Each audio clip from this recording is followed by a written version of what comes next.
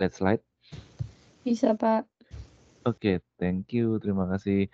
Oke, sambil pelan-pelan menunggu yang lain, kita mulai perkuliahan pada hari ini. Jadi di pertemuan hari ini kita belajar mengenai visi dan intervensi strategi korporat. Oke. Diharapkan nanti setelah kita mempelajari bab ini, kita mampu menjelaskan komponen dan manfaat serta perumusan misi. Yang kedua, kita bisa menjelaskan bagaimana perusahaan induk melakukan intervensi terhadap perusahaan dalam konteks holding company. Yang ketiga, nanti bisa menjelaskan prasyarat keberhasilan strategi korporat, kemudian menjelaskan tingkat kecocokan antara korporat dan unit usaha strategis, dan yang terakhir, memahami dan mampu menjelaskan sistem pengendalian unit usaha strategis. Oke. Karena kita hari ini temanya adalah visi dan misi, kira-kira menurut teman-teman, apa bedanya visi misi dengan slogan? Yang nomor satu dulu. Menurut teman-teman, apa bedanya visi misi dengan slogan? Oke, silakan sebutkan nama seperti biasa. Rudi, Pak. Ya, silakan. Mas siapa tadi? Mas Rudi. Mas Rudi. Oke, silakan Mas Rudi. Kira-kira menurut Mas Rudi apa bedanya visi misi dengan slogan itu? Visi itu gambaran jangka panjang, Pak, tentang apa yang ingin dicapai oleh sebuah organisasi di masa depan. Kalau misi itu adalah pernyataan tentang tujuan fundamentalnya organisasi, Pak. Alasan keberadaannya atau bagaimana organisasi mencapai visinya tersebut, Pak. Kemudian kalau slogan adalah frasa singkat yang digunakan dalam pemasaran untuk menyampaikan esensi merek, Pak. Untuk menarik perhatian. Oke, jadi esensi kalimat singkat untuk menarik perhatian konsumen dan biasanya itu berhubungan dengan ciri khas dari brand atau merek sebuah produk. Oke. Boleh Mas Rudi. Mas Rudi ya, ini nama panjang. Ya. Sorry, misal kayak slogannya Nike kayak gitu, just do it, seperti itu kan, Pak. Oh iya, boleh. Oke. Mas Rudi ini Muhammad Badarudin ini ya. Oke, thank you Mas Rudi jawabannya. Berikutnya siapa? Ya, terima kasih Mas Muhammad Badarudin, Mas Rudi. Oke, yang lain mungkin ya mau mencoba. Selamat pagi, izin menjawab ya. Silakan dengan Mbak Uun Kuniri. Oke, kalau untuk visi itu kan visi itu panduan kita untuk menentukan arah dalam mengambil keputusan. Gitu. Visi itu pandangan masa depan dari suatu organisasi. Sedangkan slogan itu kan kata yang mencerminkan idealisme dari organisasi itu. Oke, boleh mencerminkan perkataan singkat yang mencerminkan idealisme dari perusahaan atau organisasi, boleh. Ya. Oke, terima kasih Mbak Uun. Nah, berikutnya, menurut teman-teman, apakah pentingnya bisnis memiliki visi dan misi? Menurut teman-teman, kenapa setiap organisasi atau bisnis ini perlu memiliki visi dan misi? Nah, nih, menurut teman-teman, kenapa sebuah bisnis ini memerlukan visi dan misi? Ya, untuk arah strateginya, Pak. Ya, untuk menentukan arah strategi. Oh, siapa? Sila tadi yang izin menjawab siapa? Ina, Pak. Ina Sobaria. Ina Sobaria kah? Jawabannya pakai N, Pak. Oke. Ya, Pak. menurut Ya, saya silakan. itu sangat penting Heeh. ya Pak ya. Karena Heeh. visi dan misi itu kan seperti yang Mbak Uun tadi katakan itu, visi dan misi itu memberikan arah dan tujuan bagi bisnis. Dan kemudian visi misi itu membantu memotivasi para karyawan. Memotivasi Kemudian para karyawan. ya, betul. Terus kemudian visi dan misi itu juga membantu menarik para pelanggan maupun investor gitu. Oke, boleh. Karena Untuk itu menarik para karena kita itu kan pelanggan. memiliki tujuan yang jelas, jadi menarik gitu, Bapak. Terus untuk visi dan misi selanjutnya itu membantu bisnis tetap fokus pada tujuannya. Dan visi Boleh. dan misi Untuk juga fokus. membantu untuk mengembangkan bisnis kita gitu. Mengembangkan bisnis kita, kemudian menentukan tujuan. Oke, betul. Oke, betul. Thank you, Mbak Ina Sobaniah. Mbak Ina Sobaniah. Thank you. Oke, jawabannya sangat lengkap diborong sama Mbak Ina. Yang lain mungkin ada yang di chat ini Mbak Nani karena untuk mencari tujuan bersama dalam organisasi. Oke, tadi dikatakan juga oleh Mbak Ina, Mbak Sunanti, visi misi merupakan dua elemen penting yang harus dimiliki setiap bisnis. Hal ini dikarenakan visi misi memiliki peran yang krusial dalam menentukan arah dan tujuan. Oke, betul. Yang Mbak Sunanti sama Nani ya. Oke. Mbak Ajeng bisa di mute nggak ya? Mbak Ajeng, Nani. Mikrofonnya, oke, thank you. Oke.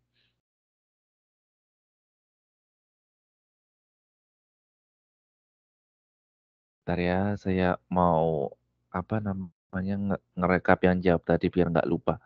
Mbak Sunanti sama Mbak Nani, Nani Farida. Oke, oke, oke, kita lanjutkan.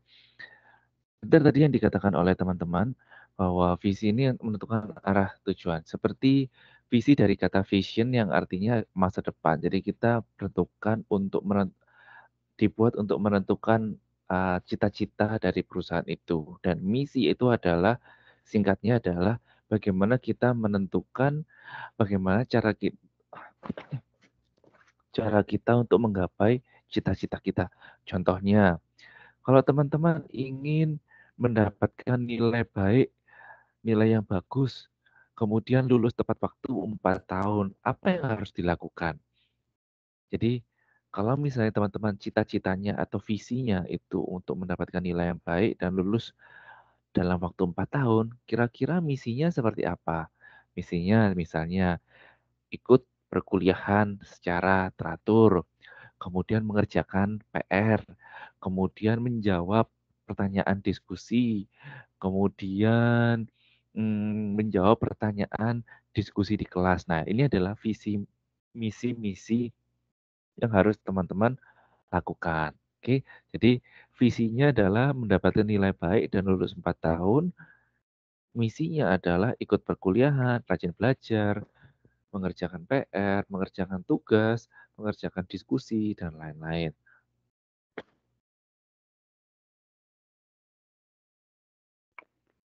Jadi, itu merupakan visi dan misi. Sama di perusahaan juga perlu melakukan visi misi, ya tujuannya tadi yang dikatakan oleh teman-teman tadi betul. Oke, kemudian visi dan misi ini perannya sangat penting, setidaknya terkait dengan kepemimpinan, strategi, dan perubahan. Oke. Nah, tadi sempat saya tanyakan,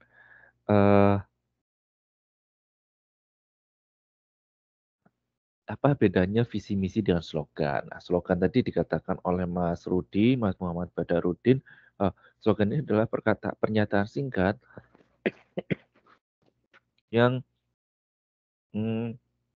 identik dengan ciri khas perusahaan dan juga menggambarkan untuk menarik minat dari konsumen. Nah, sebagai contoh ini ada Pegadaian. Pegadaian tahu ya di Indonesia ada lembaga untuk menggadaikan barang. Dia slogannya sangat mudah diingat, yaitu mengatasi masalah tanpa masalah. Singkat sekali, jadi cuma 4 kata, mengatasi masalah tanpa masalah. Kemudian dulu 10 tahun lalu, ya betul, 10 tahun yang lalu ada handphone namanya Nokia, itu slogannya cuma 2 kata, connecting people, tapi dia sangat membekas sekali. Ya, ini adalah contoh slogan. Slogan biasanya tidak panjang, tetapi dia mudah diingat oleh konsumen dengan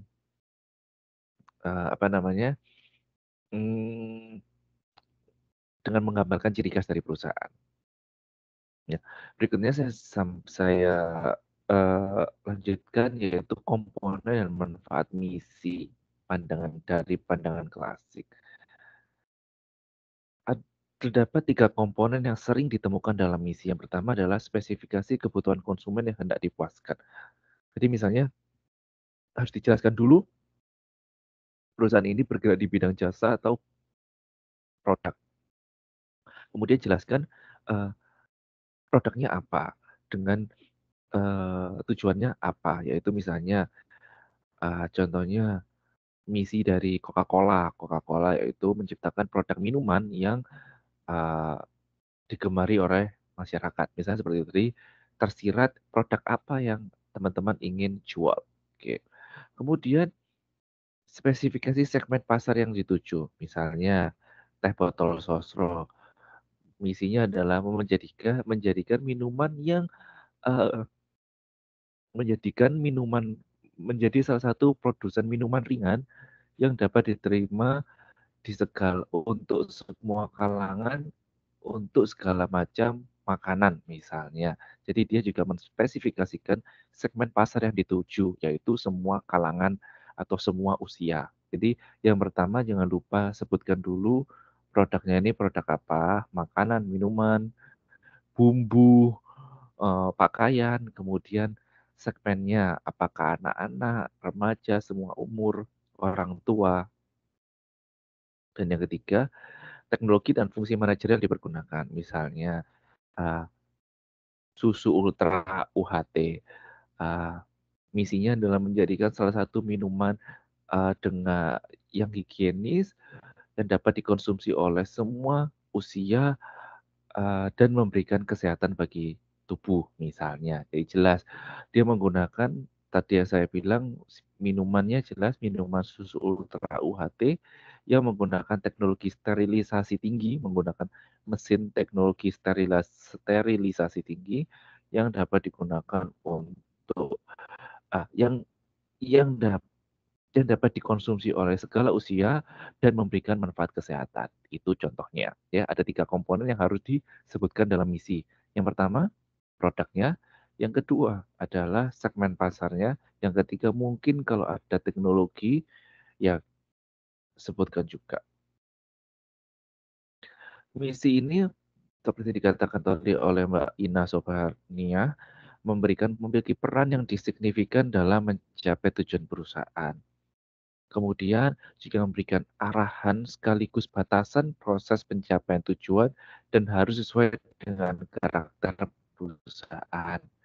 Misalnya, maksudnya seperti apa? Misalnya, visinya menjadi perusahaan nomor 1 di Indonesia. Berarti dia misinya ini ruang lingkupnya hanya di Indonesia saja, batasannya di Indonesia. Atau misalnya menjadi top brand di Indonesia pada tahun 2025 misalnya. Berarti tahun 2025 dia membatasi dirinya menjadi brand nomor 1 di Indonesia. Seperti itu. Kemudian misi ini juga dapat digunakan sebagai evaluasi apabila terjadi kegagalan dalam masa pertumbuhan. Jadi misalnya terjadi kegagalan, kita harus melihat lagi kembali visi misi kita. Apakah perusahaan kita atau organisasi kita ini on track atau masih dalam lintasan yang sesuai dengan visi misi. Kemudian misi perusahaan pada dasarnya adalah usaha formal untuk memperjelas apa yang dikehendaki oleh pemilik ketika pertama kali mendirikan perusahaan. Sehingga dapat disimpulkan misi adalah jawaban atas pertanyaan perusahaan apa kita ini untuk masa sekarang dan masa akan datang. Ini poinnya.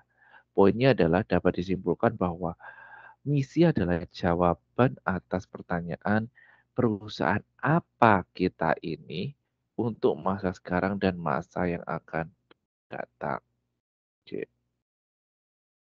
Ini contohnya adalah saya berikan contoh dari Pertamina, ya. Enggak, visi misinya enggak panjang, tapi saya rasa visi misinya cukup mengena. Visi dari Pertamina ini adalah menjadi perusahaan energi nasional kelas dunia.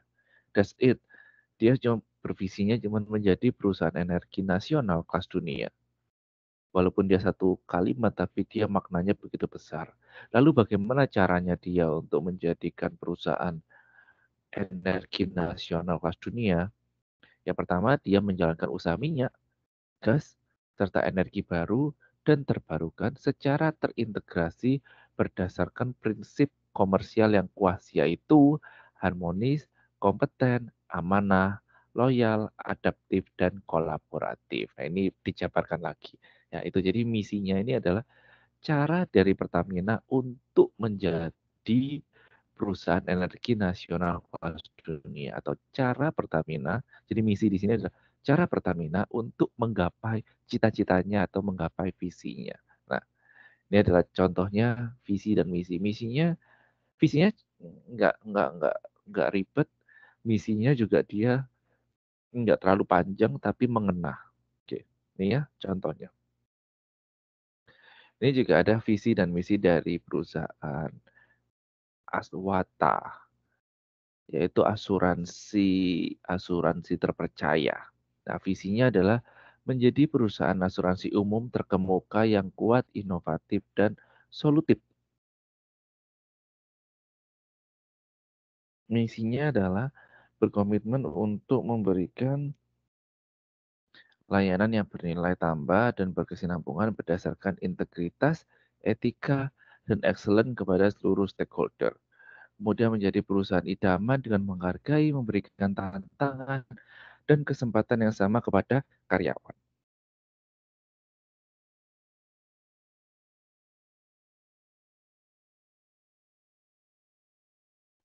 Tadi ada contoh dari visi misi satu perusahaan. Nah, kira-kira seperti yang saya katakan tadi, harus ada 3 kriteria dalam membuat misi, yaitu produknya apa, kemudian pangsa pasarnya apa, dan teknologi yang digunakan seperti apa. Nah, ketiga komponen misi ini, yaitu produk, pasar, teknologi, disebut pokok karena biasanya selalu dijumpai dalam setiap pernyataan misi. Jadi 3 ini biasanya selalu ditampilkan dalam membuat misi. Hampir mustahil ada perusahaan yang didirikan tanpa mengetahui khususnya produk yang hendak dihasilkan. Jadi nggak mungkin ya kita mau membuat misi ini tanpa kita tahu perusahaan atau organisasi kita ini menyajikan apa. Pasti kita tahu perusahaan kita ini menyajikan apa. Contohnya McDonald, yaitu merumuskan untuk menyediakan makanan dan minuman yang enak dan hangat di sebuah rumah makan yang bersih dengan harga yang terjangkau. Ya, ini contohnya McDonald ini merumuskan untuk menyediakan makanan dan minuman yang enak dan hangat di sebuah rumah makan yang bersih dengan harga yang terjangkau. Jadi produknya dia adalah makanan yang bersih, makanan minuman yang bersih. Pasarnya adalah untuk semua kalangan karena dia menggunakan kata-kata harga yang terjangkau. Teknologinya adalah ya teknologi yang bersih, menggunakan teknologi atau metode yang bersih seperti itu. Nih, ini kita pecah satu per kalimat ya. Untuk menyediakan makanan dan minuman merujuk kepada jenis usaha. Berarti kita tahu, oh berarti McDonald ini bukan menjual meja dan kursi. Oh, berarti McDonald ini bukan menjual televisi. McDonald ini bukan menjual kipas angin, tapi dia menjual makanan dan minuman. Oke, yang kedua, yang enak dan hangat di sebuah rumah makan yang bersih. Jadi merujuk kepada teknologi yang hygiene, metode yang hygiene atau yang bersih, higienis seperti itu.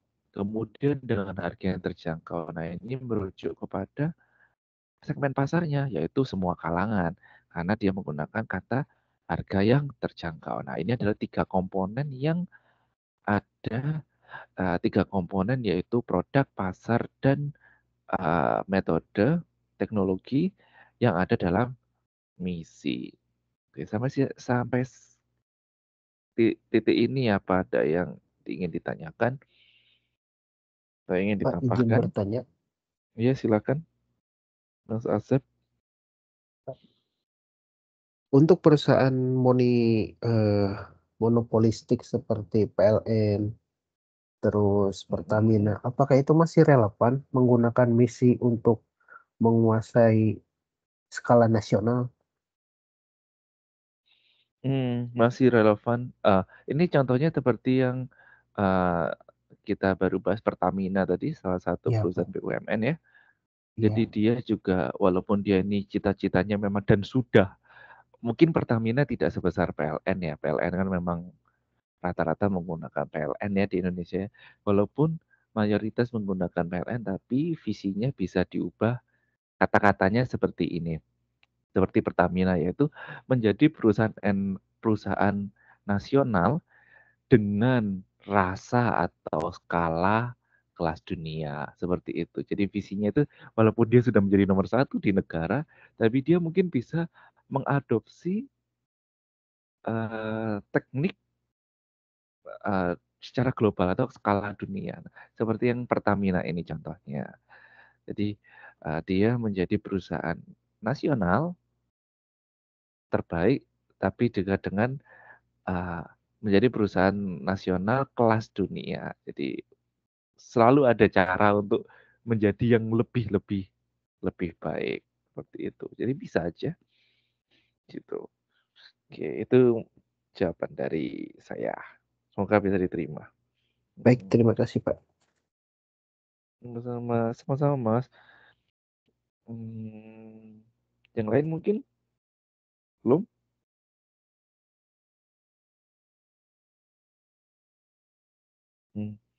Kalau belum, kita melanjutkan ke bertahan hidup, pertumbuhan, dan laba. Selain tadi itu merefleksikan produk, teknologi, dan juga pasar, pangsa pasar, misi juga bisa diubah kalimatnya untuk memberikan mencangkup 3 komponen, yaitu bagaimana menggambarkan perusahaan ini mampu bertahan hidup, bertumbuh, dan menghasilkan laba. Contohnya adalah Ford Motor Company, yaitu bertujuan untuk menjadi pusat perusahaan, yakni menyiratkan perkembangan yang mampu menghasilkan barang dengan biaya termurah, dengan kualitas barang yang unggul dan pelayanan yang memuaskan. Oke, ini adalah Ford. Jadi dia berusaha untuk menjadi perusahaan yang pusat perusahaan, di mana pusat perusahaan ini menyiratkan perkembangan yang mampu menghasilkan barang dengan biaya termurah, dengan kualitas barang unggul dan pelayanan yang memuaskan. Jadi misi perusahaan ini juga merefleksikan tujuan untuk bertahan hidup, memperoleh laba, dan berkembang lebih jauh di dalam misi perusahaan yang dicoba rumuskan. Manajemen memerlukan perhatian yang seimbang antara tujuan jangka panjang dan jangka pendeknya. Dan ketika perusahaan mampu bertahan hidup, diharapkan memiliki kesempatan memperoleh laba dalam jangka panjang. Dan ukuran pertumbuhan yang lazim adalah contohnya adalah penjualan laba, kekayaan yang dimiliki, tenaga kerja yang diserap, penguasaan pangsa pasar, dan lain-lain. Jadi, sekali lagi, misi juga bisa menggambarkan bagaimana organisasi atau perusahaan itu bertahan hidup, bertumbuh, dan memperoleh laba. Berikutnya, misi juga bisa dituliskan dengan menggambarkan bagaimana filosofi atau ideologi perusahaan. Ya, selain tadi misi ini harus mencakup produk, pangsa pasar, teknologi, atau juga bagaimana misi ini juga digambarkan untuk menggambarkan keadaan dia untuk berkembang. Misi juga boleh ditulis untuk menggambarkan bagaimana filosofi perusahaan. Filosofi perusahaan ini termasuk salah satu komponen yang amat sering ditemukan dalam pernyataan visi perusahaan. Ya, pada dasarnya falsafah perusahaan berisi tentang keyakinan dasar, nilai-nilai, dan aspirasi pemilik dan manajemen, khususnya yang berhubungan dengan bisnis, sumber daya manusia, dan kemanusiaan. Contohnya, Sun Company merumuskan filosofi perusahaan dengan menyatakan keyakinan tentang pentingnya pengembangan SDM sebagai bagian yang terpokok dari tujuan sivilisasi dan berkaitan dengan usaha mengembangkan kapasitas SDM. Jadi contohnya Sun Company ini dia dalam misinya dia itu merumuskan bagaimana sumber daya manusia atau pekerja ini merupakan aset yang penting untuk mengembangkan bisnis seperti itu. Ini juga boleh ya, menggambarkan filosofi perusahaan. Nah, contoh lain dari filosofi, kembali lagi ke filosofi perusahaan, misalnya apa bisa juga menggambarkan kalau organisasinya ini organisasi kemanusiaan. Boleh menggambarkan misinya, misalnya organisasi ini berusaha untuk membantu saudara-saudara yang kurang mampu atau membutuhkan bantuan. Atau misalnya saya pernah tahu ada organisasi yang bergerak di bidang animal atau hewan. Jadi dia ini tugasnya untuk menyelamatkan hewan yang misalnya anjing, kucing yang terlantar, sehingga misinya mungkin bisa diubah menjadi bagaimana organisasi ini menempatkan hewan sebagai salah satu makhluk hidup yang harus uh, diperhatikan seperti itu. Jadi boleh misi ini menggambarkan filosofi dari atau ideologi dari perusahaan atau organisasinya. Oke, jadi sekarang tambah lagi ya. Misi boleh digambarkan menjelaskan produk, pangsa pasar teknologi, kemudian bagaimana menjelaskan proses perkembangan organisasi, kemudian terakhir tadi misi juga boleh digambarkan filosofi perusahaan. Nah, ada lagi kalau misalnya masih bingung, boleh misi ini juga boleh digambarkan menggambarkan jati diri perusahaan. Jadi hampir mirip dengan filosofi tadi ya. Pada dasarnya, jati diri yang tercantum dalam misi perusahaan adalah pernyataan yang paling ringkas tentang keunggulan perusahaan yang siap digunakan sebagai strategi pokok bersaing. Ini ada kata pernyataan yang paling ringkas tentang keunggulan perusahaan yang siap digunakan sebagai strategi pokok bersaing. Biasanya jati diri ini digambarkan dengan kata-kata berkualitas, nyaman, memuaskan, seperti itu, terjangkau. Jadi kualitas, nyaman, kemudian terjangkau ini adalah suatu kata sifat di mana dia ingin menunjukkan jati diri atau strategi dari perusahaan. Jadi bisa diindikasikan dengan satu kata, dua kata yang sederhana, itu berkualitas, nyaman, dan lain-lain. Boleh juga misi ini digambarkan menggunakan komponen lain. Contohnya adalah perusahaan yang dituntut untuk memberikan komitmen lebih besar kepada karyawan dan di saat yang sama juga dituntut untuk ikut memiliki tanggung jawab sosial. Contohnya, karyawan menyuarakan upah dan karyawan wanita diberi jaminan kesempatan berkembang. Nah, ini juga bisa menjadikan hal yang ditonjolkan dalam misi. Jadi, misalnya ini salah satu organisasi misinya adalah dengan memberikan kesempatan yang sama, kesempatan yang adil, kesempatan yang seimbang bagi wanita. Oke, jadi dia menyuarakan equality atau kesetaraan gender ya. Ini juga boleh. Jadi ada komponen-komponen lain yang ingin ditonjolkan oleh perusahaan. Salah satunya adalah gender tadi. Yaitu misalnya organisasi ini memberikan memberikan kesetaraan bagi wanita untuk bekerja di perusahaannya. Oke. Nah, yuk kita diskusi lagi gantian. Menurut teman-teman, kapan sebaiknya visi dan misi perusahaan ini dibuat? Kapan sebaiknya visi, misi, dan perusahaan ini dibuat? Sejak awal, Pak. Sejak awal. Oke, boleh sejak awal. Kemudian kira-kira boleh nggak seiring dengan berjalannya perusahaan, visi misi ini dirubah atau direvisi? Bisa, Pak, Boleh nggak? Bisa. tergantung perubahan perusahaannya, Pak. Misal ketika terjadi perubahan yang signifikan nih dalam perusahaan atau lingkungan sekitarnya juga bisa diubah agar bisa lebih ke arah yang diinginkan lah, Pak.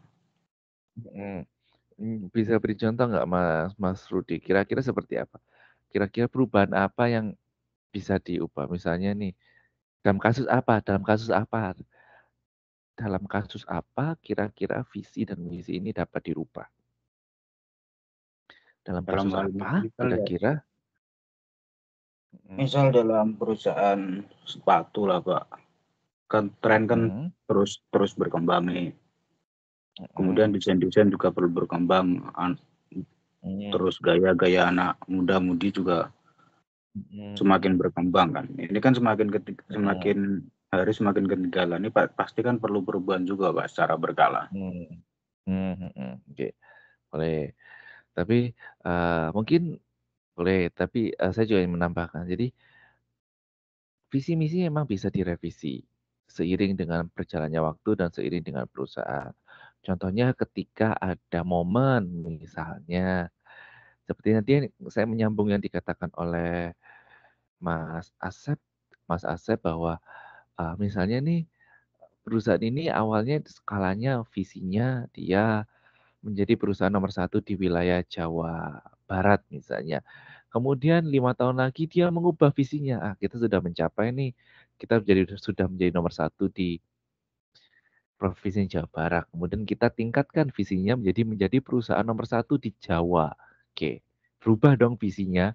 Nah, kalau visinya berubah, otomatis misinya juga berubah.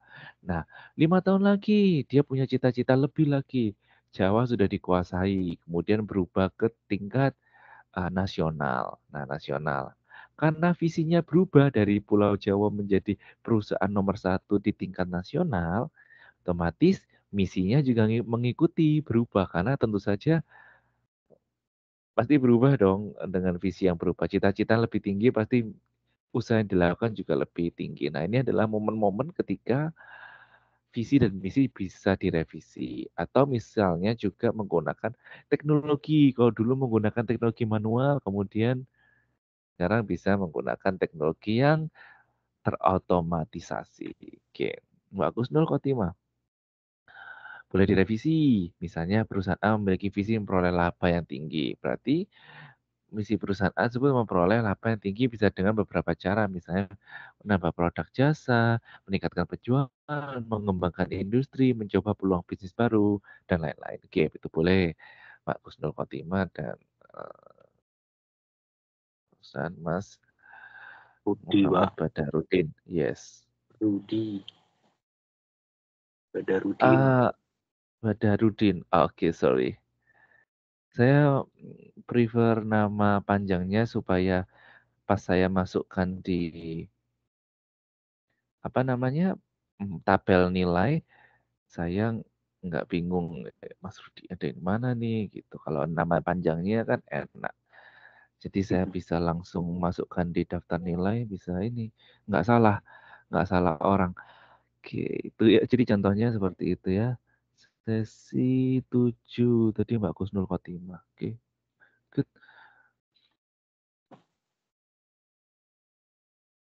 Berikutnya, visi menurut pendekatan Collins dan Porras. Visi merupakan seni untuk mengelola perubahan dan kontinuitas bisnis.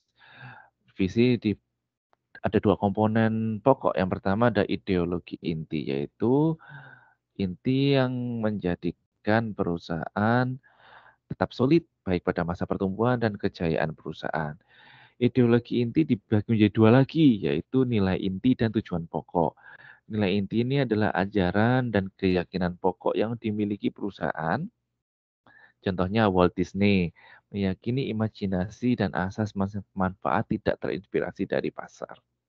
Kemudian tujuan pokoknya adalah alasan lahir dan keberadaan perusahaan menjadi alasan dasar terhadap apa yang dikerjakan perusahaan. Kemudian 2 komponen pokok yang kedua adalah rancangan masa depan, yaitu rancangan tujuan strategis perusahaan 10 sampai 30 tahun ke depan, sekaligus uraian relatif detail gambaran dan proses mencapai tujuan strategis.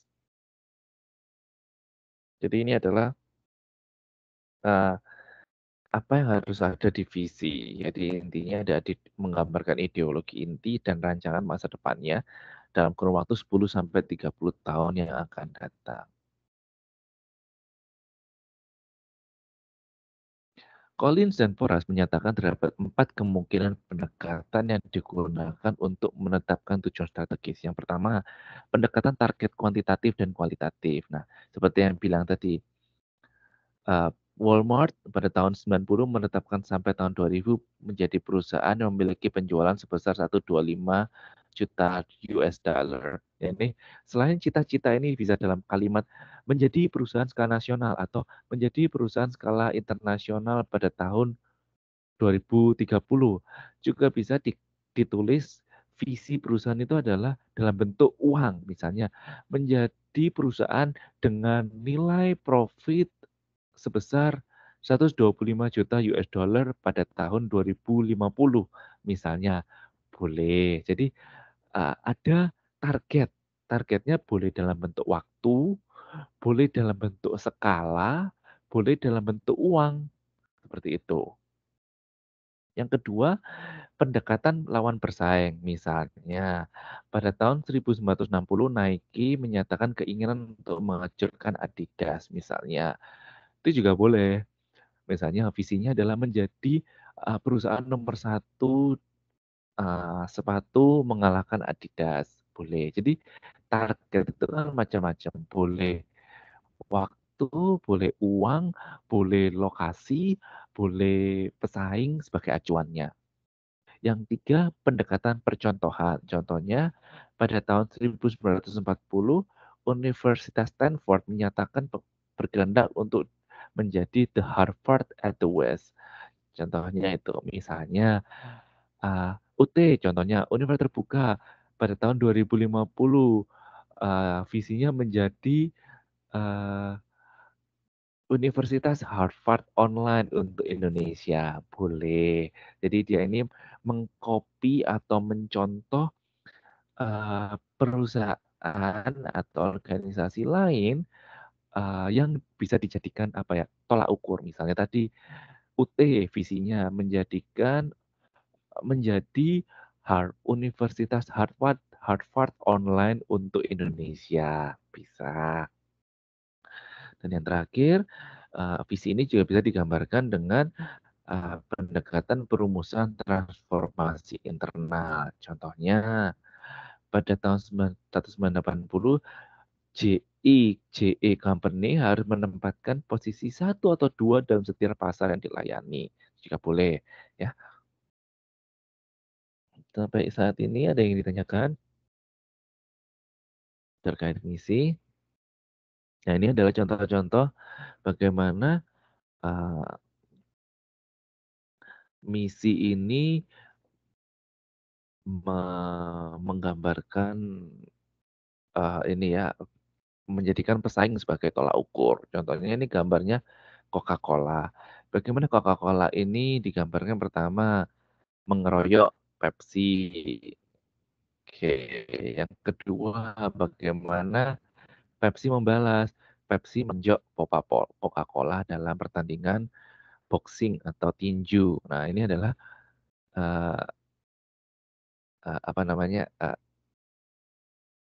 iklan yang tersirat visi misinya dan juga mudah diingat oleh konsumen. Jadi bagaimana gambar pertama ini Coca-Cola main keroyokan, menghajar Pepsi, tapi di berikutnya dibalas oleh Pepsi dengan lebih gentleman, 1 lawan 1 di pertandingan tinju, di mana Pepsi ini menonjok atau memberikan pukulan kepada Coca-Cola. Nah, ini juga bisa dijadikan visi. Jadi misalnya Pepsi visinya pada tahun 2050 mengalahkan penjualan Coca-Cola, seperti itu. Banyak sekali pendekatan yang bisa dilakukan, yaitu misalnya misi ini bukanlah sekali jadi dan final. Maka dari tadi saya bertanya, visi misi ini boleh dirubah nggak sih? Boleh, ya karena dia bukan hal yang final. Seiring dengan perkembangan zaman, otomatis misi dan visi juga bisa berubah. Kemudian perumusan misi dimulai dari pemilik masih berada pada tahap sedang merencanakan pendirian perusahaan. Tadi yang dikatakan oleh Mas Rudi juga benar bahwa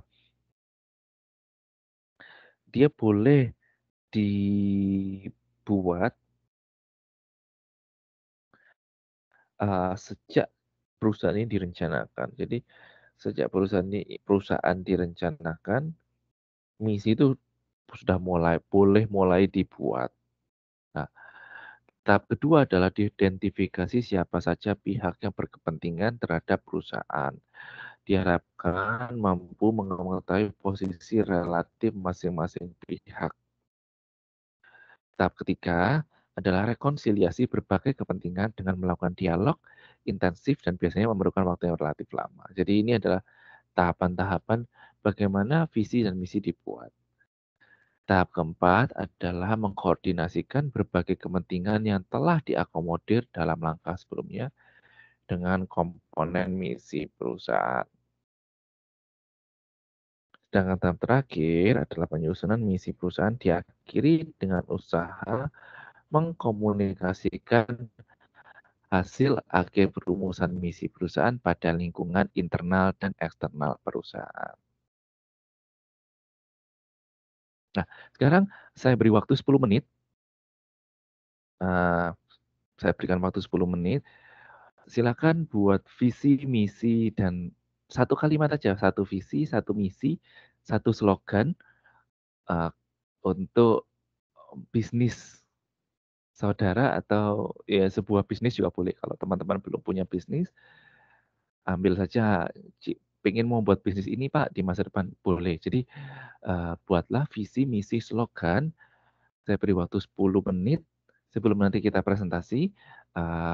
Kemudian nanti teman-teman yang mau mempresentasikan visi misinya, saya beri tambahan poin, 1 poin seperti biasanya. Oke, saya beri waktu 10 menit sampai jam 12.10, 12 lebih 10.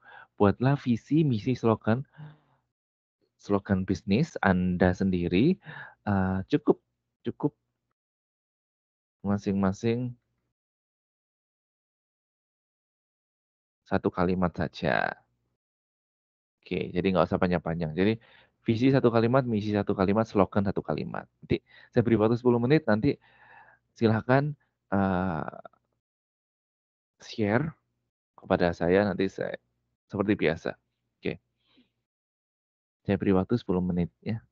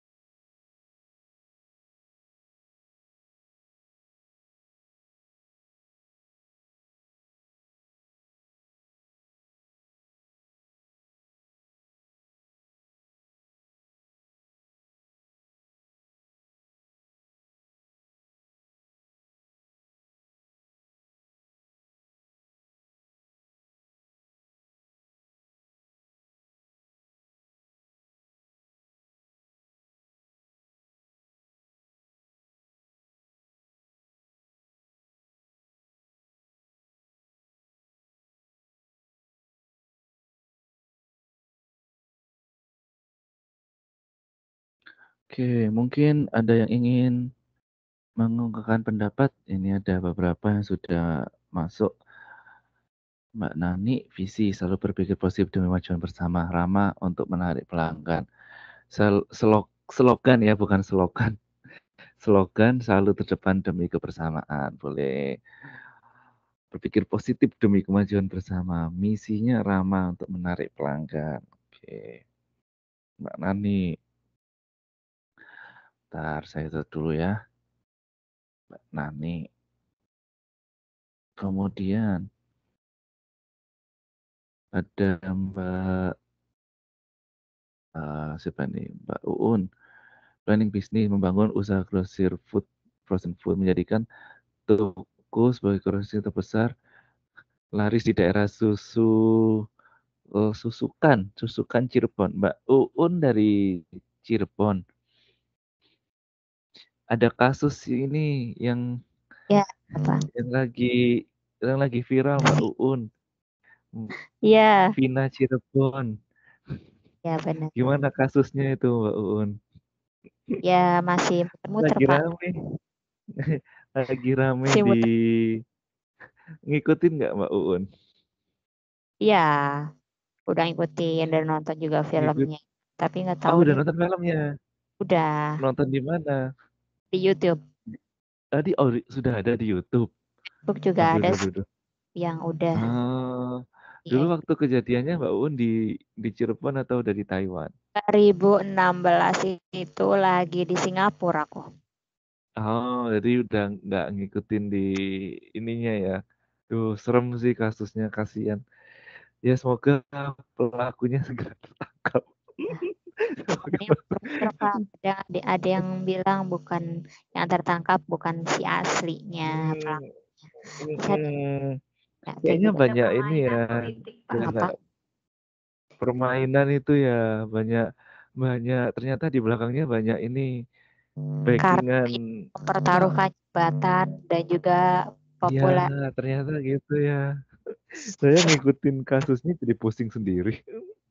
Ya semoga ya segera ini biar ini korbannya juga tenang. Agak serem juga sih ngelihat rekamannya. Oke. Ini dengan kata-kata Cirebon ini langsung kepikiran Jadi ini kasus Wina Cirebon. Jadi terkenal. ya, Jadi lagi hangat. terkenal kata Cirebon. Betul. Misi menyediakan produk dengan variasi sesuai dengan perkembangan saat ini. Ini misinya lebih bagus. Jadi mungkin Mbak Nani juga nanti kalau mau bikin coba lihat visi misinya dari Mbak Uun. Terus saran saya kalau Mbak Uun ini nggak usah diberikan menjadikan toko saya, langsung aja menjadikan toko, nama tokonya apa, jangan pakai kata saya, tapi jadikan toko misalnya Ya, maaf. toko Uun, situ. Ya, Jadi terima kasih. slogan, ya slogan pengen cemilan frozen food atau depan boleh, ini mudah diingat.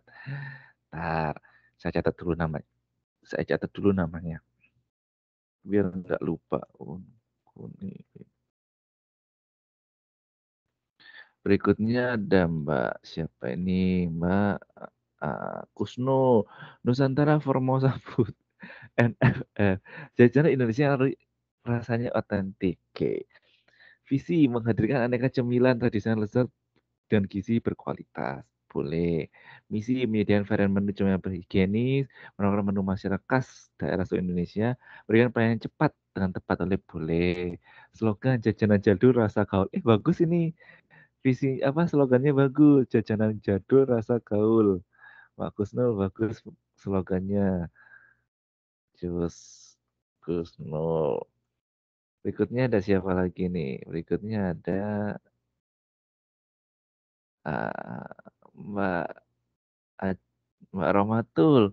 Penjualan bibit tanaman, visi memenuhi setiap permintaan kebutuhan tanaman anggrek, kamboja, mawar skala nasional. Misi memberikan edukasi pada masyarakat umum mengenai tanaman hias, khususnya anggrek, kamboja, dan mawar. Oke. Slogan, hidup akan bersinar dan indah ketika tanaman tumbuh boleh. Rahmatul Ummah, Mbak Rahmatul Ummah.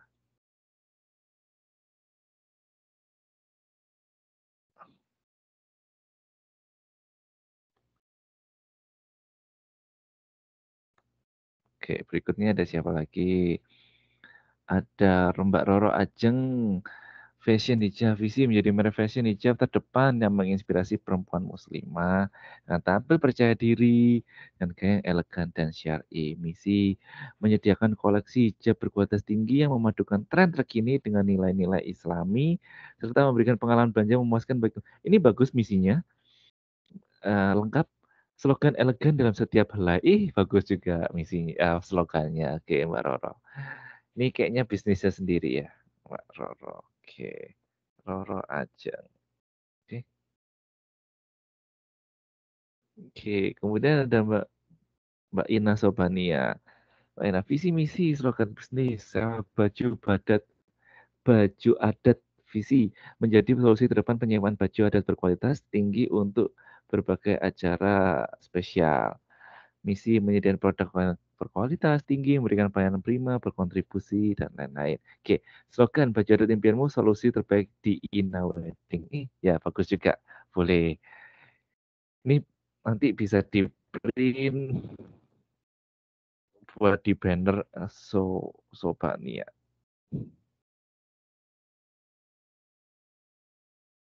Mas Badar udah muter kami. Ini Mas Muhammad Badari Mas Rudi otomotif rodamu muter kami gebar. Kami gebar. Oke. Ini Mbak Ajeng Meisa slogan gaya tanpa batas keren dalam kesederhanaan. Visi menjadi penggerak utama dalam dunia fashion dengan menciptakan ruang yang menghargai keunikan setiap individu. Misinya apa berarti Mbak Ajeng Meisa? Kurang misinya tuh Mbak Ajeng Meisa, kurang misi. Oke. Oke, itu jadi beberapa yang sudah menjawab. Sekarang Tinggal motor, Pak. persiapan. Ya, misinya apa? Coba dilengkapi, Mas siapa tuh Mas Rudi tadi misinya roda muter. Misinya apa? Digebar UUN. Menjadi bengkel terkemuka dengan layanan kualitas tinggi, meningkatkan keselamatan dan kepuasan pelanggan di seluruh komunitas. Oke, ini Mas ini juga apa namanya? Geng motor juga. Bukan, Pak, saya bukan Moonraker, Pak. Moonraker. XTC apa satunya XTC? XTC. Apa yang satu? XTC di Taiwan ada, Pak. Oh iya, serius? Oh, iya, Pak, ada, Pak. Ada grupnya XTC di sini. XTC. Ya orang Cirebon. Aduh. Berarti Cirebon ini terkenal geng motornya ya? Orang Cirebon ini ya? Aduh. Sampai ke negara, katanya ada ya, saya tuh ngelihat salah satu VT di TikTok, katanya ada satu yang terduga pelakunya itu di Taichung. Kok sampai ke Taichung? Di sini ada grupnya Pak XTC itu, tapi dia nggak bawa motor, Pak. Dia pakai sepeda listrik. Aduh. Kok jadi sampai ke Taiwan segala? Saya kapan tadi ngeliat di TikTok ada yang terduga, katanya itu terduga ini apa? Salah satu pelaku katanya itu di Taiwan, di Taichung. Jadi kemana-mana ya. Moonraker. Bapak ternyata update juga ya, Pak? Update. Soalnya itu kan semenjak tahun 2016, Pak. Nah, dia 2018 berangkat ke Taiwan, lolos. Oh, gitu. Loh, tapi katanya kan orang-orang kaya semua, ngapain ke Taiwan berangkat? Ya, kan melarikan diri, Pak. Oh gitu. Oh iya. Nah, itu nanti termasuk, Pak. Dia orang Cirebon, Pak. Orang-orang Cirebon ini semua terkenalnya ya, Pak. Dekat sampai ke sembunyi. Kan iya, jadinya ini saya. Soalnya slogannya orang Cirebon tuh dewe gak tetap gitu, Pak. Oh, apa artinya itu? Artinya apa? Sendiri mah kuat gitu. Oh, sendiri mah kuat. Aduh, serem banget. Aduh, saya ngelihat, saya itu gara-gara kenapa ngikutin itu gara-gara muncul pertama di TikTok gitu, FYP nggak tahu ya. Terus kemudian kan ya akhirnya ini kalian kan nggak ngeliatin TV di Indonesia, yang ngeliatinnya dari sosial media. Kok jadi bulat gitu. Jadi pusing, ada yang sekarang muncul Ini di kelas ini ada namanya Linda deh perasaan. Oh, jangan-jangan ini Linda yang dicari. Kalau Oh, seingat bisa saya jadi. di kelas. Linda Nurdianti itu, Pak. Ada di sini, Iya, Pak. makanya jangan-jangan ini Linda yang dicari. Linda. Itu Pak, Pak Roro Ajeng itu aslinya Linde itu Pak. Dia bukan Linda, Badar. Linda. Pak Badar itu aslinya Egi itu Pak. Saking Eh, pura-pura itu. kok serem kali. Kok serem. Aduh, Mas Badar, bisa di mau Perong. Saya bukan Egi, saya Perong. Ya Serem Perong, nanti Perong. saya ini loh. Ayo sudah kita tutup masalah ini ya, masalah Moonraker. Kita masuk ke apa namanya presentasi kelompok 5 nih. PPT-nya udah saya share, bisa kelihatan ya. Kelompok 5. Yuk. Siapa kelompok 5? Iya, kelompok 5 siapa? Iya Pak, saya Pak. Oh, Mbak Ajang. Oke, Mbak Ajang. Oke, sila bisa ngomong Mbak Ajang, bisa Ya. ini, bisa presentasi. Dicoba Pak, soalnya ini kakeknya. Ini ada pasien ya. Oke. Iya. Kalau nggak bisa, mungkin temennya bisa ini, yang lain bisa bantu bacain. Ya, Apa yang soalnya lain bisa digeber? yang lain bantu ya. Soalnya ini kakeknya lagi berisik banget. Siapa kalau anggota kelompoknya? Bentar, saya cek. Kelompoknya lain siapa? Aku, bapak aku. Oh, oke. Oh, Boleh minta begitu. tolong dibantu ya Mbak, untuk ini, untuk dibacain.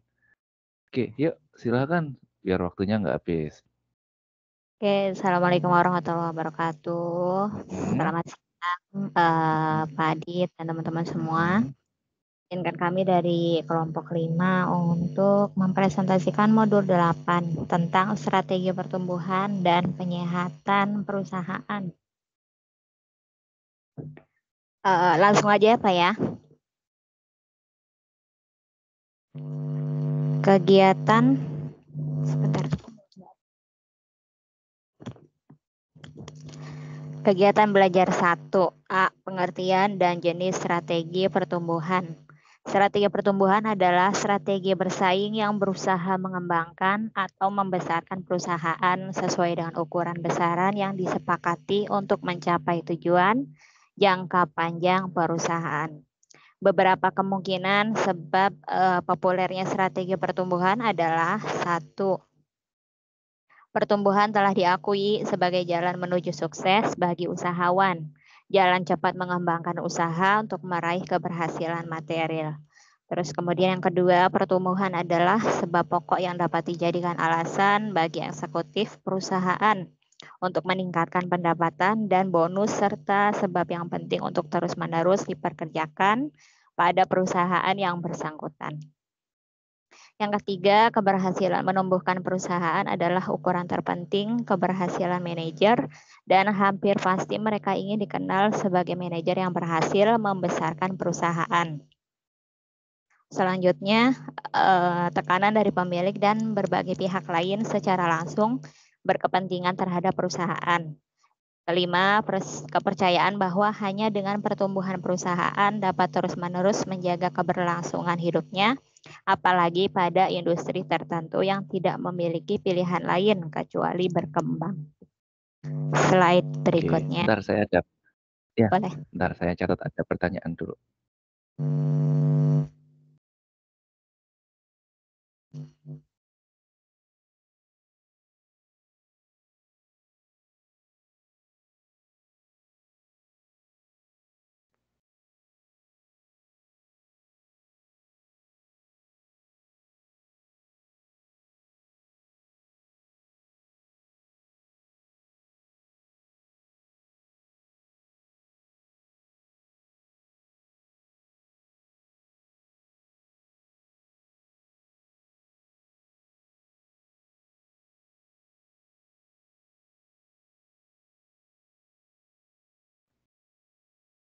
Oke, boleh dilanjut. Silakan. Oke, berikutnya bagai DKK. Memperkenalkan konsep 3 horizon pertumbuhan. 1. Mempertahankan dan memperbesar bisnis inti yang kini telah dimiliki atau extend dan defend core business. Yang kedua, membangun bisnis baru yang siap dikembangkan atau building emerging business. Yang ketiga, menciptakan alternatif pilihan bisnis baru yang dapat dipertanggungjawabkan atau creating viable option. Perhatian manajemen harus secara serentak, bukan bergantian, diarahkan pada 3 horizon tersebut. Jenis strategi pertumbuhan dapat dibedakan sebagai berikut. 1. Konsentrasi. Kedua, perluasan pasar. Yang ketiga, pengembangan produk. Keempat, integrasi horizontal. Kelima, integrasi vertikal. Keenam, diversifikasi konsentrik. Dan juga yang ketujuh, diversifikasi konglomerasi.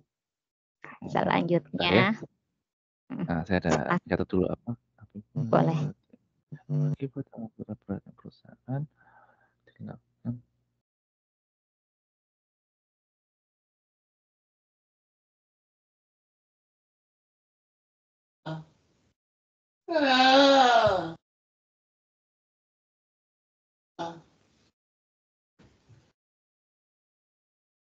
Oke, berikutnya konsentrasi. Oke, berikutnya konsentrasi. Konsentrasi adalah jenis strategi yang paling umum dijumpai pada berbagai perusahaan. Sekalipun masih harus diakui bahwa penjelasan detail tentang implementasi strategi ini yang dapat digunakan acuan oleh para eksekutif masih belum memuaskan. Secara detail pilihan strategi konsentrasi dapat dilihat pada uraian berikut. Pertama, perusahaan berusaha meningkatkan tingkat penggunaan barang dari konsumen yang sudah dimiliki yang dapat dilakukan melalui 1. Meningkatkan jumlah pembelian. Yang kedua, meningkatkan kecepatan tingkat kedaluarsaan barang. Terus yang ketiga, memperkenalkan penggunaan lain atau baru dari barang tersebut. Yang keempat, memberikan insentif harga sebagai dorongan peningkatan penggunaan barang. Oke. Berikutnya dibaca, bentar ini terlalu panjang. Mulai dari ini aja. Mana Pak? Dari sini aja, Yang atas nggak perlu. Dan ini mulai ini. Perusahaan dapat memilih mencoba menarik calon pembeli. Ini aja, mulai dari sini. Jadi nggak terlalu panjang bacanya, capek nanti. Oh, oke. Perusahaan berusaha menarik pelanggan yang dimiliki pesaing dan dialihkan menjadi calon konsumen perusahaan. Pilihan ini dapat dilakukan dengan cara menjelaskan diferensiasi barang, menggiatkan promosi barang, dan menawarkan potongan harga. Kemudian perusahaan juga dapat memilih mencoba menarik calon pembeli baru yang selama ini belum menjadi konsumen perusahaan. Oke, udah situ dulu. Kemudian ini. Oke, ini nggak perlu. Oke, lanjut biar nggak terlalu panjang. Oke, punya Mbak Uun sendiri. Oke, siap Bapak. Yang C, perluasan pasar. Strategi perluasan pasar biasanya dinilai sebagai strategi yang mengandung resiko relatif kecil setelah strategi konsentrasi. Bahkan karakter, keunggulan, kelemahan, dan juga konteks yang berlaku pada strategi konsentrasi dalam batas tertentu juga berlaku pada strategi perluasan pasar. Strategi perluasan pasar pada dasarnya berusaha menambah jangkauan pemasaran dari jenis barang yang sekarang telah diproduksi. Untuk keperluan ini dapat dilakukan dengan cara menambah sasaran pasar, kemudian memodifikasi atau memperbanyak saluran distribusi, memperbaiki atau menambah intensitas promosi. Terus pengembangan produk. Pengembangan produk berarti upaya perubahan produk secara substansial. Strategi pengembangan produk yaitu pertama dengan cara mengembangkan atau mengubah ciri dan atribut produk. Teknik pengembangan produk, 1 adaptasi, kemudian modifikasi. Ada modifikasi melalui warna, gerak, suara, aroma, bentuk. Kemudian menambah kuat, panjang, tebal, dan juga nilai lebih.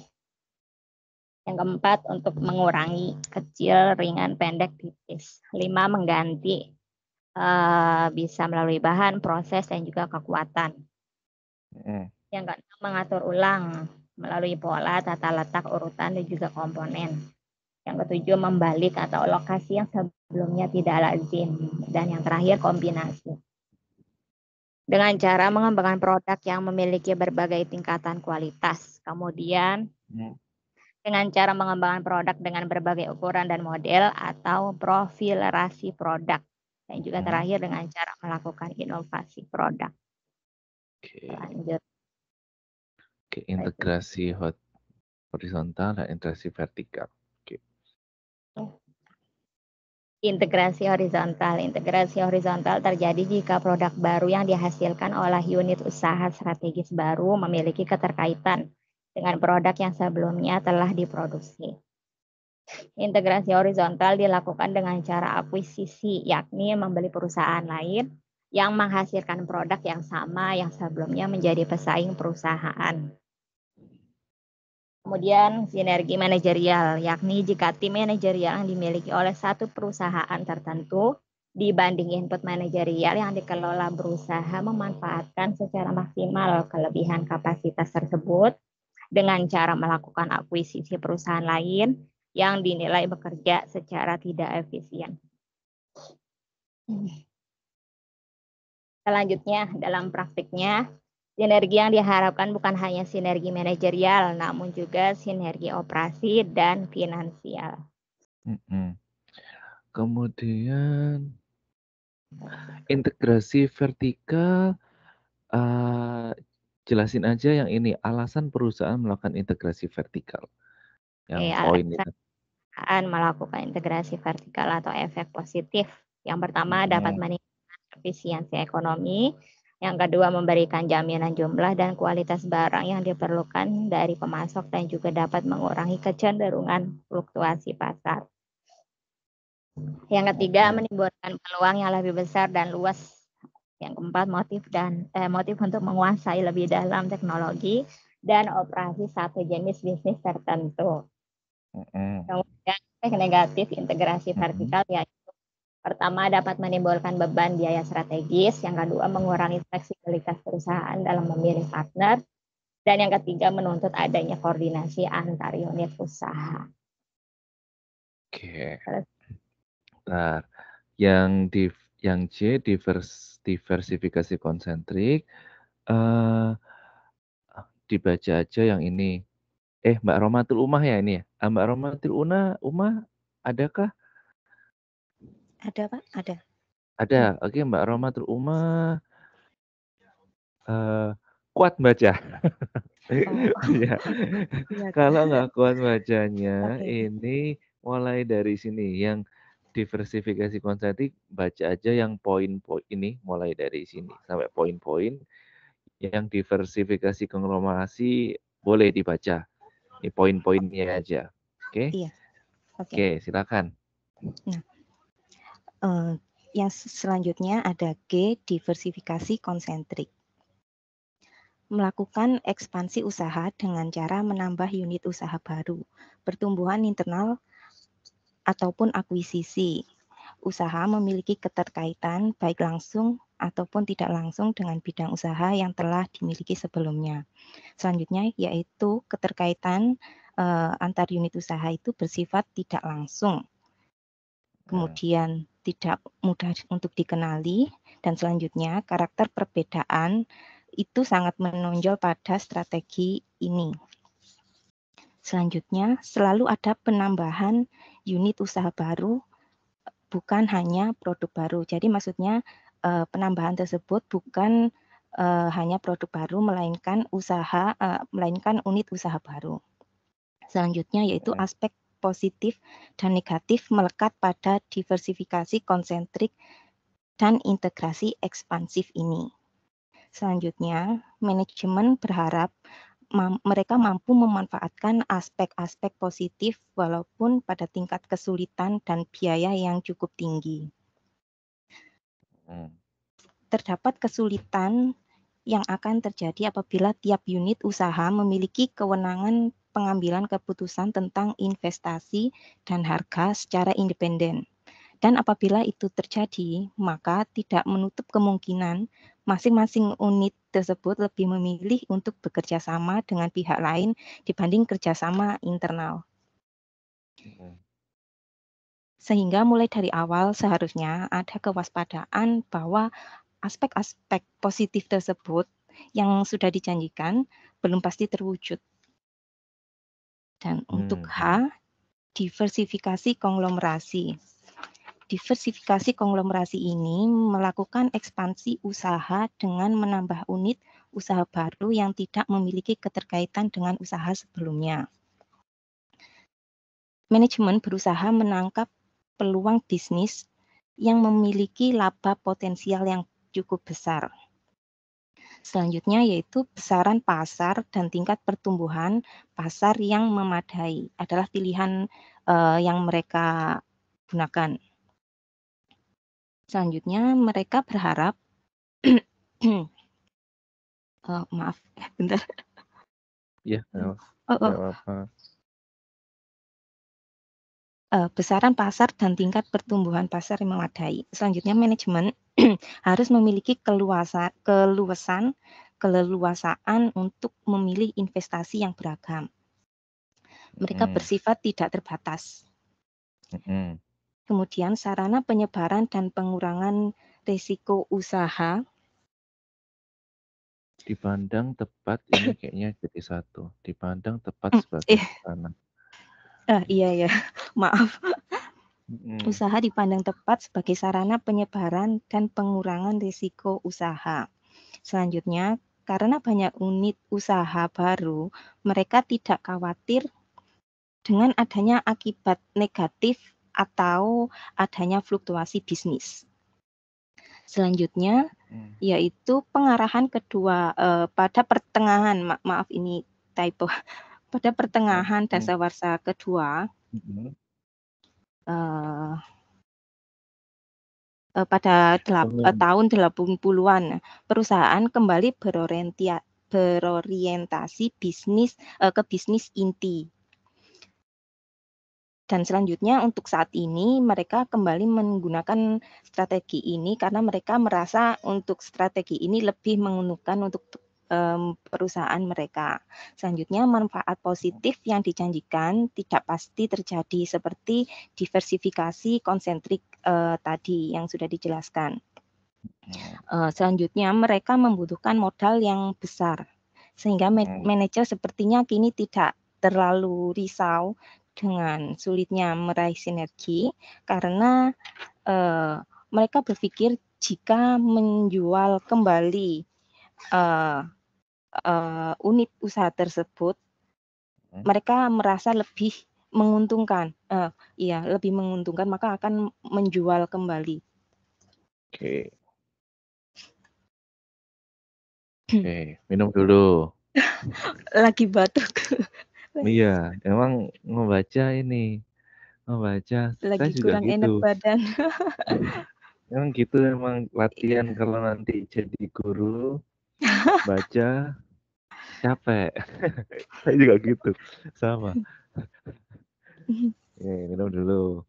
Saya bisa memahami, saya kadang kalau ngoceh terus 2 jam, 3 jam gitu, aduh, kayak nggak minum, tenggorokannya langsung Ambil ngopi, Pak. Iya, makanya merasakan kan sekarang. Karena ya kalau udah. Ya, selanjutnya untuk I, pertumbuhan internal atau akuisisi.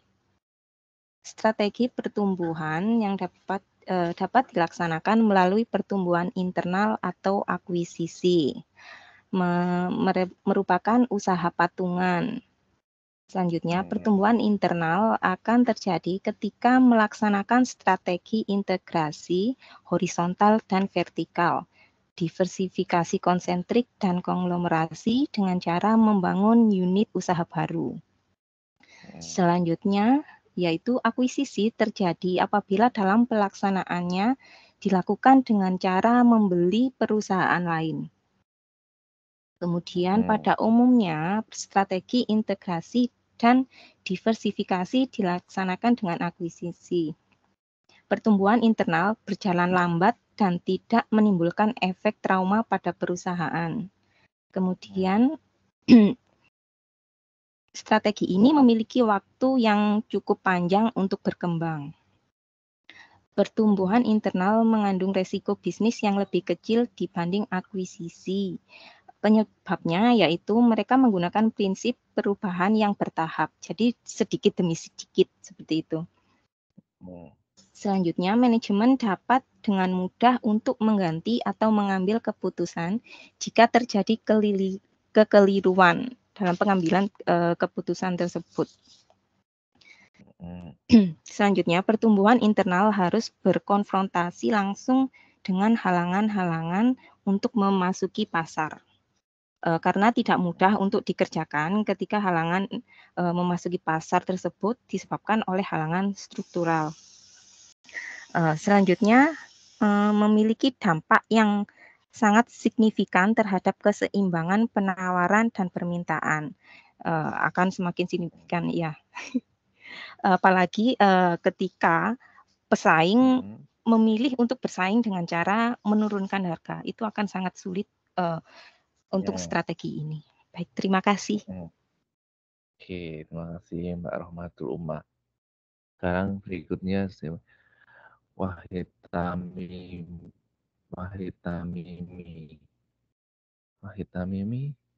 adakah yang bersangkutan? Wahid Tamimi.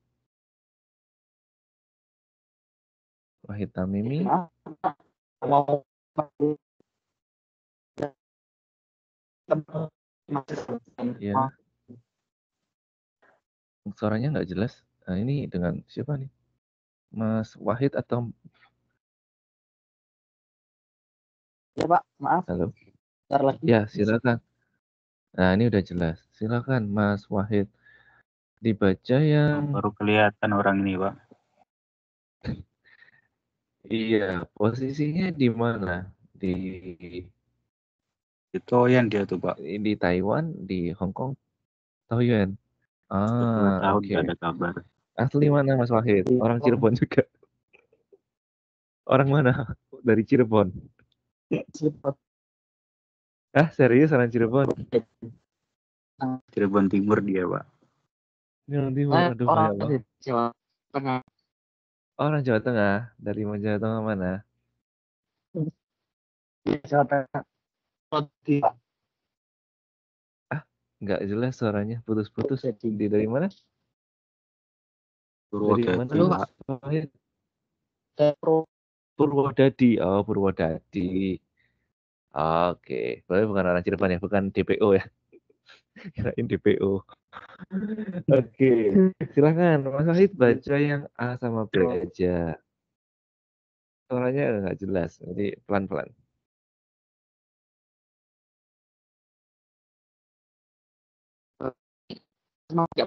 Baca yang poin A sama B.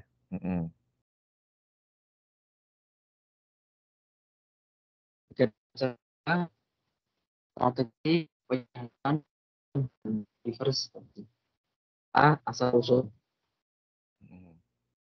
Berbeda dengan strategi pertumbuhan yang begitu dikatakan pada hampir 1 buku jurnal manajemen strategi baru mungkin sepanjang pengetahuan penulis pada jenjang pertama nomor 20-an agen terus 6.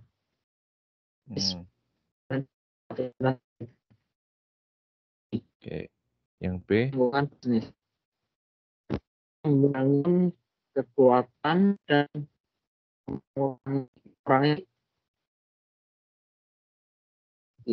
manajemen berusaha mengeksploitasi peluang dan penghindari bisnis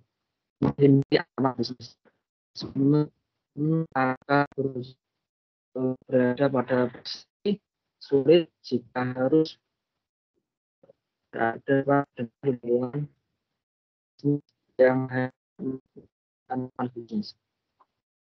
Yang itu nggak usah dibaca, yang penulisnya nggak usah dibaca. Langsung perkembangan perusahaan yakni perkembangan perusahaan yakni bisnis relatif antara banyak ini ada lingkungan beberapa yang dapat dijadikan strategisnya perlu dan bukannya sama indikator itu keberhasilan perusahaan yang disebut oleh lingkungan bisnis lingkungan bisnis stabil ya Pak.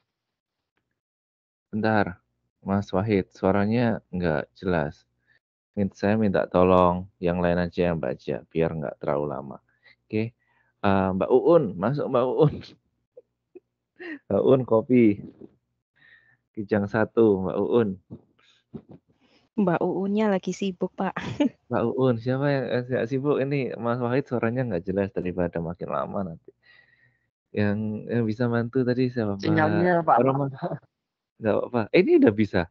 Tadi udah bisa. Ini tadi udah bisa. Coba lagi Mas Wahid. Tes 1, 2, 3. Sinyalnya Putus-putus sinyalnya. Yang ya udah yang lain. Ya udah yang lain daripada ini latih lama. Siapa ya yang tadi? Saya bantu baca, Pak. Oke, boleh deh Mas ini bagiannya Mas Wahid aja. Yang slide nomor 11. Beberapa indikator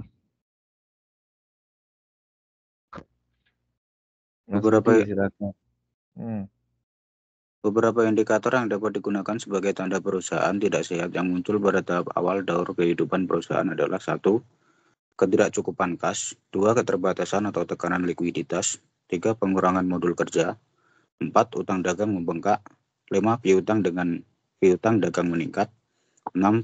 Penurunan ROI atau return on investment 20% sampai 30%, 7. Penjualan mendaftar atau tidak meningkat, 8. Rugi terus-menerus dalam beberapa kuartal, 9. Absensi tenaga kerja meningkat, 10. Kecelakaan tenaga kerja meningkat, 11. Pengaduan konsumen meningkat, 12. Arus informasi keuangan dan manajemen semakin lambat.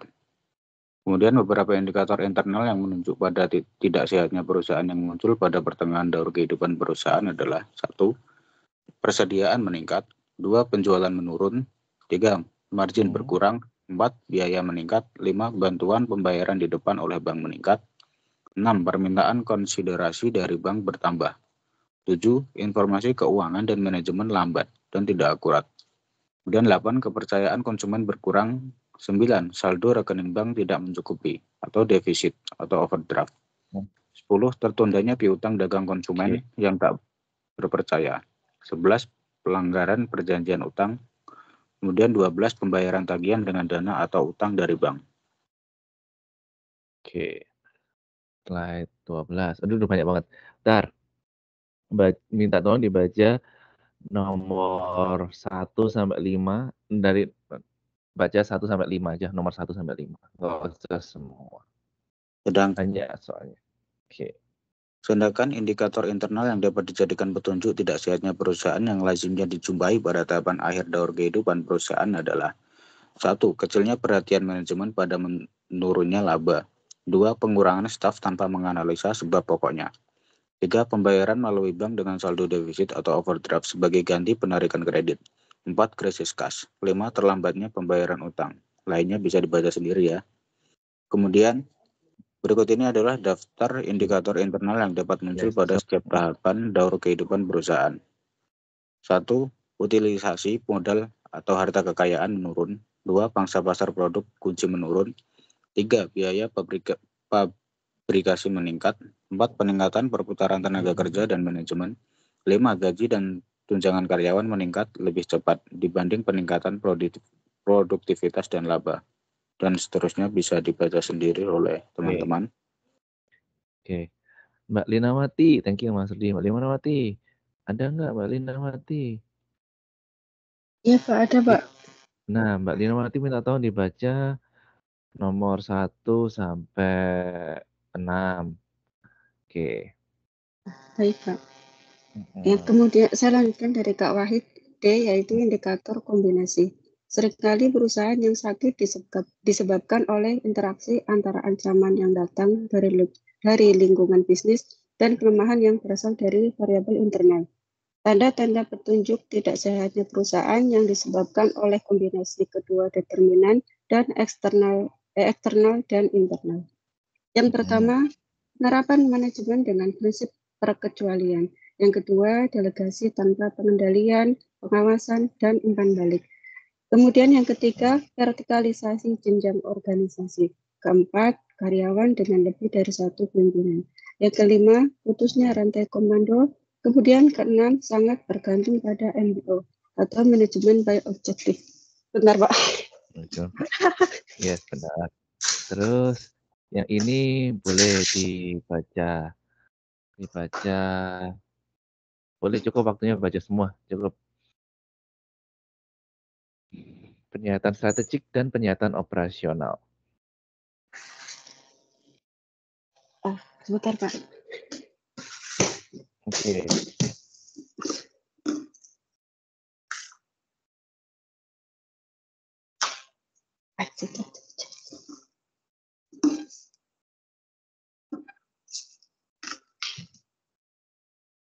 Sedikit.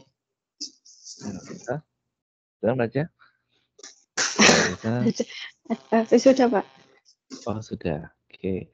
Baca nomor poin 1 ini dulu aja. Baik, Pak. Penyehatan strategik. Dua macam penyehatan perusahaan, yaitu penyehatan strategik dan penyehatan operasional.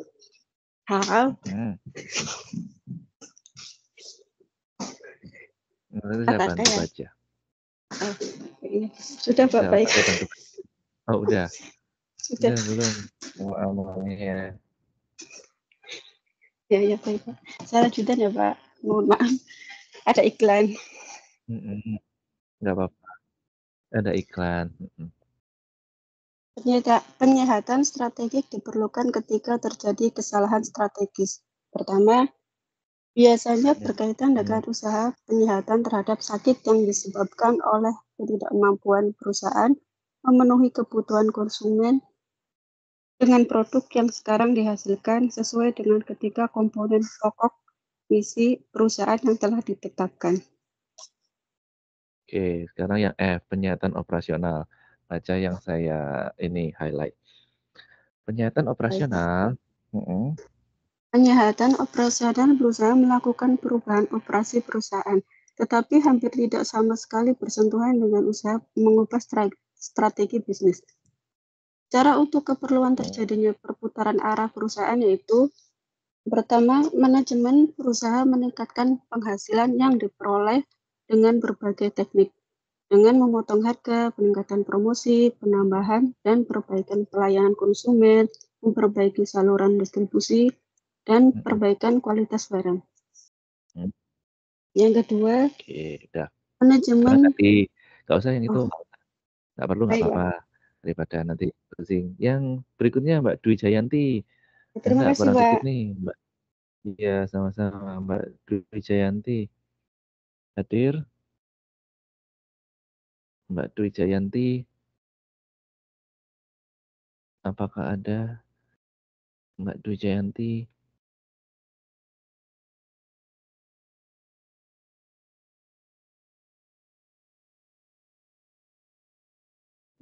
Dwi Jayanti, apakah ada? Mbak Dwi Jayanti? Nggak ada? Mungkin dia yang sekarang bagiannya lagi Mbak. Indo. Makanya katanya susah. Ya. Oh, gitu, ya udah. Ini tadi dengan Mbak siapa yang ngobrol?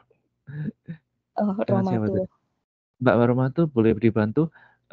Nggak usah dibaca semua. Bisa minta tolong dibaca yang ini aja yang saya highlight ini. Oke, proses penyehatan. Oke, selanjutnya yaitu G, proses penyehatan. Strategi penyehatan berusaha melakukan putaran arah perusahaan untuk kembali ke arah menuju ke pertumbuhan. Secara sederhana, berikut beberapa tahapan proses penyehatan. Pertama, manajemen melakukan evaluasi menyeluruh yang biasanya memerlukan waktu dari 1 minggu sampai dengan 3 bulan. Berikutnya, membuat rencana penyehatan yang biasanya memerlukan waktu dari 1 bulan sampai 6 bulan. Oh, ini boleh dilanjut, kayaknya penting ini. Yang berikutnya manajemen. Berikutnya yaitu manajemen mengimplementasikan rencana penyehatan yang telah dibuat, yang biasanya memakan waktu kurang lebih 6 sampai 12 bulan. Kemudian manajemen membuat langkah stabilitas perusahaan yang biasanya memerlukan waktu 6 sampai 12 bulan. Penyiapan ke arah pertumbuhan bisnis. Jika semua rencana yang disiapkan sudah berhasil, baik perlu dikerjakan. Oke, yang ini aja intervensi negara yang saya ini aja, nggak apa-apa. Berikutnya intervensi negara. Ketidaksehatan perusahaan yang disebabkan oleh variabel lingkungan bisnis memiliki beberapa keunikan. Biasanya perusahaan tersebut lebih sulit disehatkan dibanding ketidaksehatan perusahaan karena variabel internal. Berikut beberapa penyebab kemungkinan ketidaksehatan perusahaan, yaitu lingkungan bisnis terjadi secara serempak. Selanjutnya itu mendadak,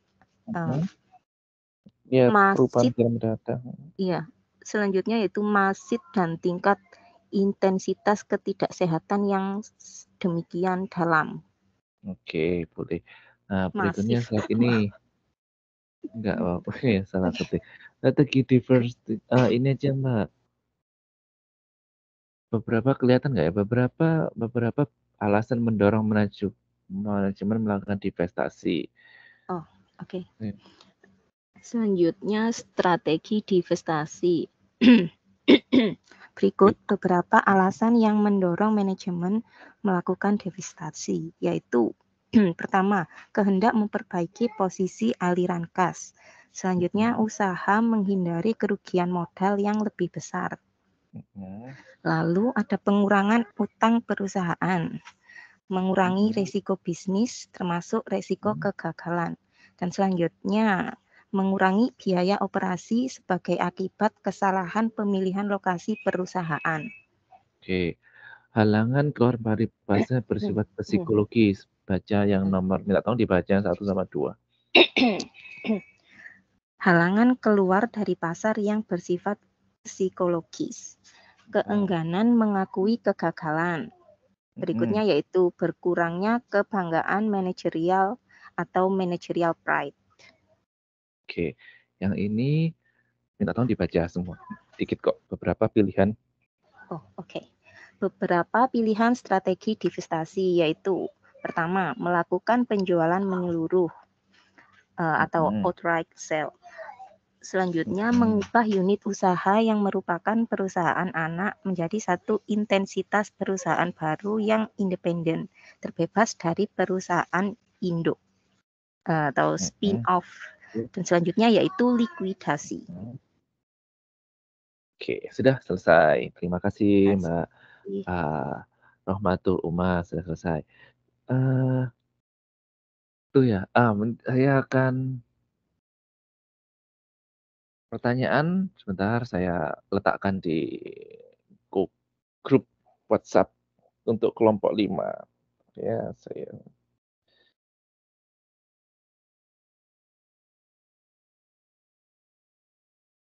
untuk Mbak Uun nanti yang biasanya memberi ngecek absensi Mbak Uun, tolong Mbak siapa tadi yang nggak hadir ya? Mbak Dwi Jayanti nggak hadir ya, berarti Mbak Dwi Jayanti karena cuma 26 orang kan muridnya 30 something, 30 orang. Jadi minta tolong yang nggak datang hari ini nggak usah di absen.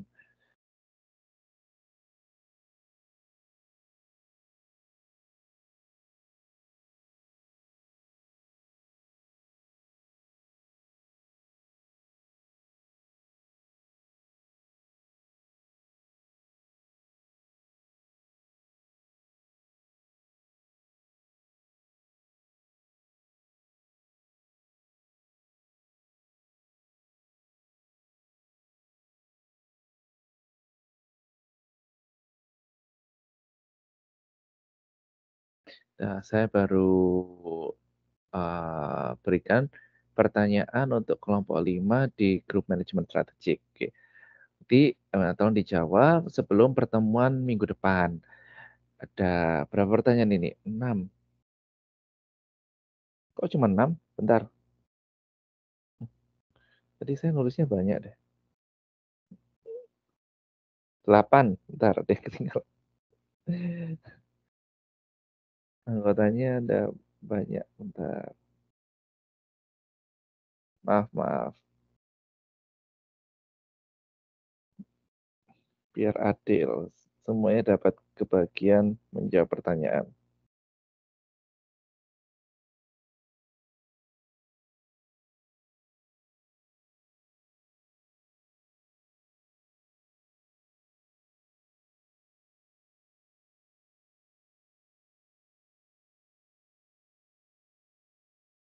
Dijawab sebelum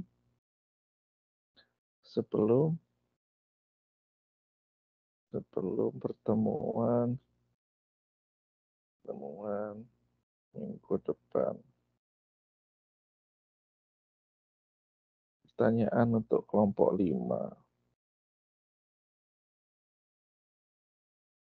Udah ada 8 pertanyaan. Bukan 6, saya delete yang oke. Itu ya, berarti untuk kelompok 5 minta tolong dijawab sebelum minggu depan. Oke. Ada pertanyaan yang lain dari mahasiswa lain? Kalau misalnya ada pertanyaan kepada kelompok 5, silakan dicatat di grup WhatsApp atau mungkin boleh bertanya di via grup jika boleh. Kalau tidak ada pertanyaan atau yang ingin disampaikan, mungkin saya akhiri pertemuan pada hari ini. Terima kasih atas kedatangannya, terima kasih atas partisipasinya, terima kasih atas presentasinya. Kita berjumpa lagi di minggu depan di pertemuan terakhir di manajemen strategi pertemuan 8 ya. Oke, jangan lupa slide-nya setiap anggota upload PPT atau PDF presentasinya di tugas 3. Oke. Kalau tidak ada pertanyaan, saya tutup perkuliahan hari ini ya. Terima kasih semuanya. Selamat siang. Boleh leave ya.